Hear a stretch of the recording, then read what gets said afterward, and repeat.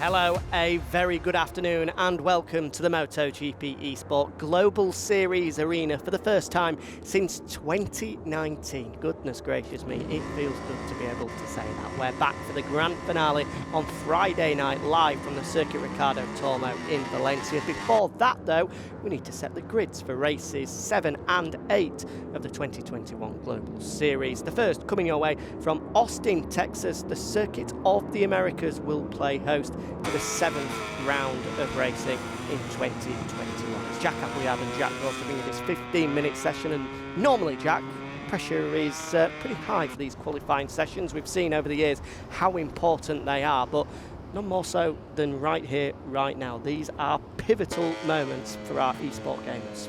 Yeah, they really are. Thank you very much, Jack, for the warm welcome and the welcome back to the Global Series Arena. And as you say, yeah, massively crucial qualifying session coming up this week. Tomorrow, the races that we do have for the finale of the Global Series in 2021, there will be double points. So qualifying, as we've seen many times this year in the eSport Global Series, it's been that crucial role to picking up either 25 or a lot less. So. And, well, I mean, there's another thing with this as well. Obviously, the pressure that comes with the Global Series Arena, there's also pressure in terms of the track that they face, because COTA, well, it's a pretty tough one. It's probably one of the toughest on the calendar, I think, Jack. Yeah, it certainly is.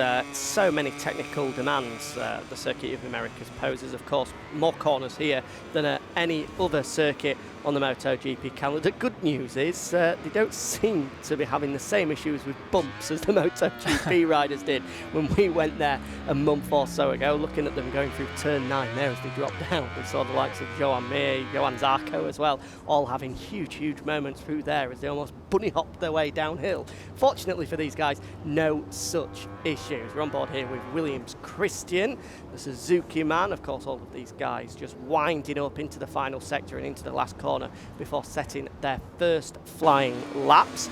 There's no limit on the amount of soft rear tyres they can use, so we'll see these guys going out, setting fast laps, straight back into the pit lane, putting brand new rubber on the rear and going again. The only issue is, as we've mentioned, as there's more corners here than anywhere else on the MotoGP calendar, it makes it a very long lap, so their opportunities to put in fast lap times are fairly limited here, given the fact that it's such a long circuit. Yeah, they certainly are. It's extremely hard to put in a perfect clean lap in MotoGP eSport anyway. It's kind of like the margin for error, especially in the eSports at this level, is, well, it's barely even existent, the margin for error. So certainly these boys are going to have to make those laps count. One person that we've seen throughout the season is Adrian. Actually has been not necessarily a struggle to put in a fast lap, because he can definitely put the fast laps in, but it does take him a few more than others. We've seen frequently it go down to the final 5 minutes and Adrian still doesn't have a lap on the board. So we'll see what this first effort can do. At the minute, it seems that everyone through the first split is on a valid lap still, so that's certainly good progress, as it looks as I think it's Trastevere that is leading them round. Adrian, of course, our championship leader, 7 points clear of this man Trastevere, who is aiming to become a 3-time MotoGP eSport champion. Only one pole position to his name, number 73, so far in 2021. The same can be said for Adrian as well. The man with the most poles coming into our final round of action is Ducati's Andrew ZH, as we saw a crash just pop up there for the Tech Trois KTM rider of Dark Bright. You can see the red arrow to the right-hand side of his name down your leaderboard on the left, that indicating the fact that he has either A, crashed, or B, exceeded track limits, and this lap will not be valid. Another crash there, this time for the Pramac Racing man of Ricardo Bataro. So into the final sector then, let's see these guys across the line.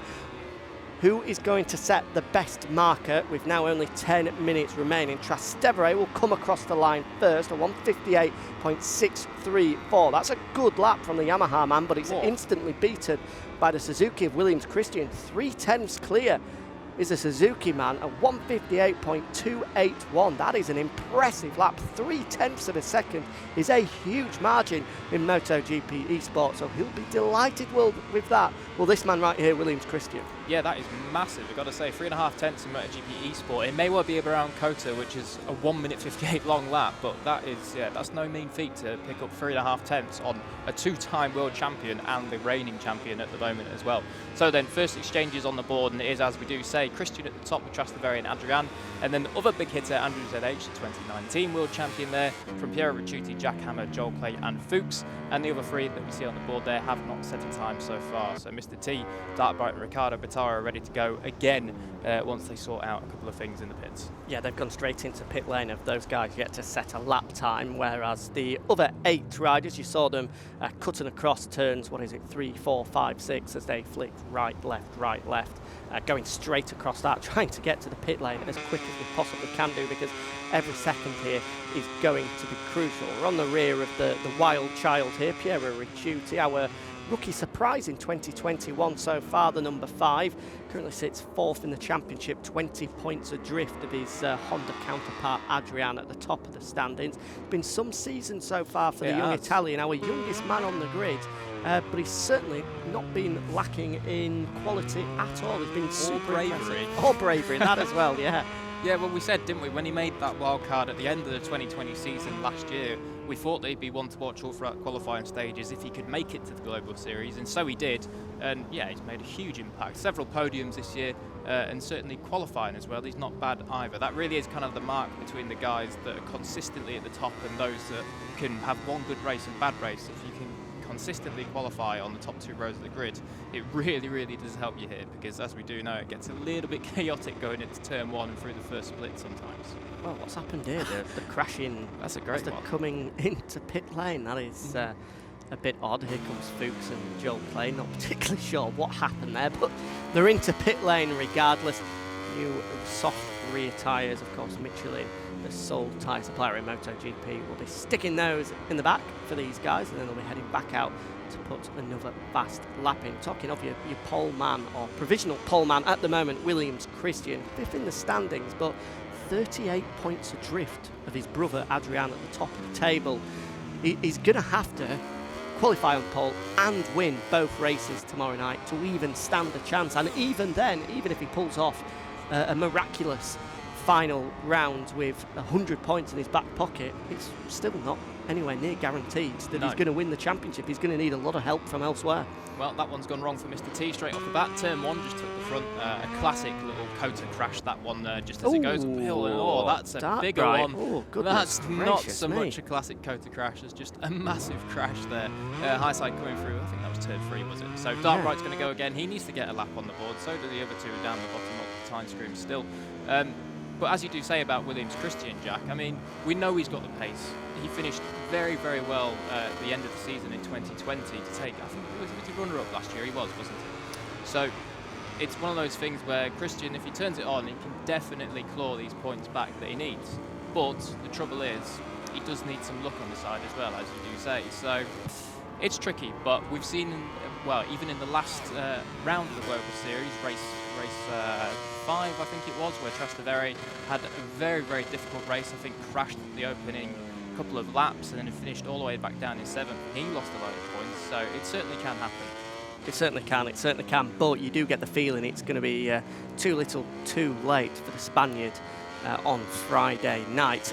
But almost you could say that the situation with the championship could play into his hands a little bit as well. Nobody's expecting him to win it, so he can go out without pressure, without expectation, and if he wins both races, that's all he can do, and hopefully, well, from his point of view and from Suzuki's point of view, he can get a little bit of fortune going in his favour to be able to lift the trophy on Friday evening. Here's Ricardo Battara then on the satellite Ducati coming into the final corner. This is going to be the first lap time posted for the Italian. Gets it onto the fat part of the tyre, squirts it to the start-finish line just there. Wow. It's a good lap as well, as you say, Jack. 4 tenths adrift up into 4th, so he provisionally will front the 2nd row of the grid for tomorrow's first race of 2. And as you can see there, it's a real short, sharp burst to the start-finish line, which means if you're going to get the job done tomorrow evening, race-wise, you're going to have to get it before coming out of the final corner. You're not giving yourself much chance to draft past, as we saw at Phillip Island. You mentioned race 5 of the Global Series, an almighty battle between Adrian and Andrew ZH that saw them come across the line side by side. We won't get that 1,000 here. 1,000 minutes. It was 1,000. It could not have been closer. Literally, it was an incredible race, but we won't see that sort of finish here in Austin. look at this timing screen. It is absolutely lighting up with PBs and red sectors coming now. So we're coming down into the third split. We're on board with Williams Christian, the man at the top at the minute, but up ahead of him, he's got this man, Mr. Two-time, Trastevere, coming through the third split now, and see if it's going to stay red or will it drop back down into the orange. Coming up to it very, very shortly, just on the exit of this corner here. Crucial to get a good exit here. Can pick up a lot of time, and he is still up. So here we go, Trastevere putting in a bid for his second pole position of the season. It's all about carrying momentum here in this final sector. It's three right-handers that just flow together so brilliantly before then flicking it left for two final times. Into the penultimate corner is the Italian. He's going to be hard onto the brakes one last time for turn 20. Flicks it left and will power it out. The Yamaha M1 giving everything that it's got, comes across the line and goes top, a 158.132. A great lap from Trastevere, sees him take top spot with now just over 4 minutes remaining. There goes Adrian, his title rival, up to second. Andrew ZH goes provisionally to third, but Williams Christian finds a response to take second spot, and in a blink of an eye, suddenly we've got our top four split by only a tenth of a second. That is fantastic. It could barely be closer. Oh man, they're setting a fantastic finale here in Global Series in the eSports final. But we do have still 3.5 minutes on the clock, and as you can see, Williams Christian there is doing everything to get back to the pits as quickly as he can. So there could just be time enough yet. We'll have to see, because it did take them quite a long time to get round to be able to set that second lap time. So it's going to be touch and go if they want to get another one. And if they cannot, well, that is a huge statement from Trastevere going into race one of the finale. It is going to be really, really close, this actually. Keep your eye on the clock in the top left-hand corner. 3.5 minutes remaining. Realistically, they need to be giving themselves, what, 2 minutes 10, 2 minutes 15 to be able to get back round and across the line before it counts down to zero for one final flying lap. They're going down the back straight here, and they're giving themselves around a minute to get into pit lane to be able to swap the tyres across and then get back out as well. I think this is going to be close, you know. Trastevere's at the front of the group, and he may give himself another lap, but obviously, because he's got provisional pole, that doesn't really matter. The people we're looking at is Williams Christian, Adrian, and Andrew ZH. Can they get back into pit lane and back out again in time for another flying lap? We'll have to see here, but this is going to be a pivotal final 2.5 minutes, 50 seconds, 45 seconds remain. This is going to be tight. I think they're going to struggle here. Yeah, I really, really agree with you there. I think the others, the nerves are going to be jangling, and Trastevere, he's going to be sat at the top of the time, sitting pretty, I do believe, especially if there's a little bit of chaos here once again with them crashing. But we shall see as they come through to it now. Now, here we go. This is Mr. T and Darkbright on trying to put in their first valid lap. So let's see if they can complete this time. Obviously, Mr. T's got a bit further than he had on the second attempt when he crashed at turn 1. Fired it up onto the back straight. Look at that, number 23 on the county. That's familiar, isn't it? But Mr. T could do with a lap here, and with Fuchs 2.4 off, you've got to say, if you can just keep it nice and clean, you may well be able to nick onto that third row. So here we go. 2 minutes 2, 2 minutes 1, 2 minutes remaining. That's close. I think they're going to struggle here. Williams Christian still in pit lane, and with 1 minute 55 to go, that's game over, surely. There's no chance he's going to be able to get back round in time.